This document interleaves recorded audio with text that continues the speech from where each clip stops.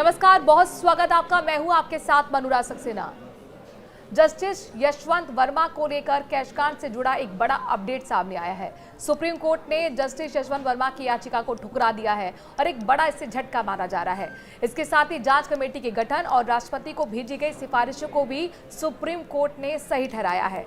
सुनवाई के दौरान सुप्रीम कोर्ट ने यह भी कहा था कि अब मामला संसद के पास है, संसद स्वतंत्र रूप से अपना काम करेगी और वो सम्मानित और जानकार न्यायविदों की नई कमेटी बनाएगी, वो नए सिरे से तथ्यों को देखेगी।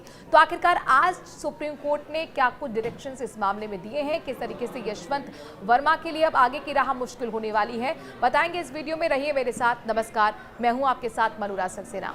इलाहाबाद हाईकोर्ट के जस्टिस यशवंत वर्मा की याचिका सुप्रीम कोर्ट ने खारिज कर दी है। जस्टिस वर्मा ने अपने घर पर कैश मिलने के मामले में जांच के लिए इन हाउस कमेटी के गठन को चुनौती दी थी।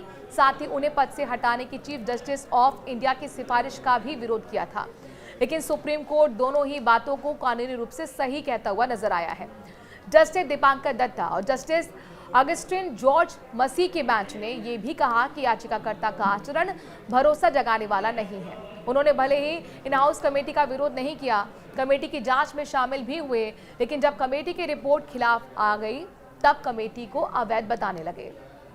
कोर्ट ने जस्टिस यशवंत वर्मा के लिए पेश सीनियर एडवोकेट कपिल सिब्बल और मुकुल रोहतगी की दलीलों के आधार पर 6 सवाल तय किए और उनका फैसले में उत्तर दिया है। याचिका सुनवाई के योग्य नहीं है, ये साफ तौर पर कह दिया गया। इन हाउस कमेटी का गठन कानूनी रूप से वैध है। याचिकाकर्ताओं के किसी मौलिक अधिकार का हनन नहीं हुआ है। जले हुए कैश का वीडियो अपलोड करना सही नहीं था, लेकिन याचिकाकर्ता के इसका पहले विरोध नहीं किया गया। उसने कमेटी की कार्रवाई में हिस्सा लिया। चीफ जस्टिस का राष्ट्रपति और प्रधानमंत्री को रिपोर्ट और सिफारिश भेजना सही था। ऐसा करने से पहले याचिकाकर्ता को सुनवाई का मौका देना जरूरी नहीं था। याचिकाकर्ता जो भी कानूनी प्रश्न उठाना चाहता है उसे भविष्य में किसी उपयुक्त कार्रवाई के जरिए उठा सकता है।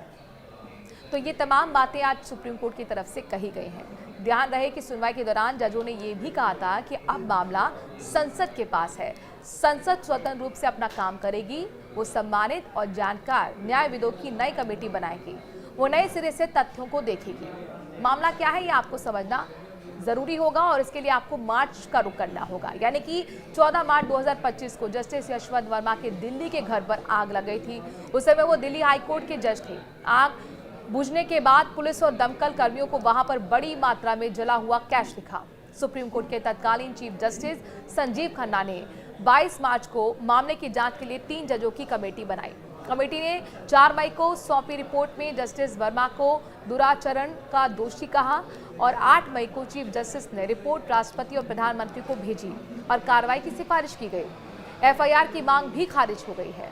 गुरुवार 7 अगस्त को दिए गए फैसले में सुप्रीम कोर्ट ने वकील मैथ्यूज की याचिका में भी खारिज कर दी थी। उनकी याचिका को खारिज किया था दरअसल, और मैथ्यूज ने जस्टिस यशवंत वर्मा के ऊपर एफआईआर दर्ज करने की मांग की थी। सुप्रीम कोर्ट ने इससे पहले भी 2 बार मैथ्यूज की इस तरह की याचिका को खारिज किया था। उन्होंने तीसरी बार याचिका दाखिल की थी।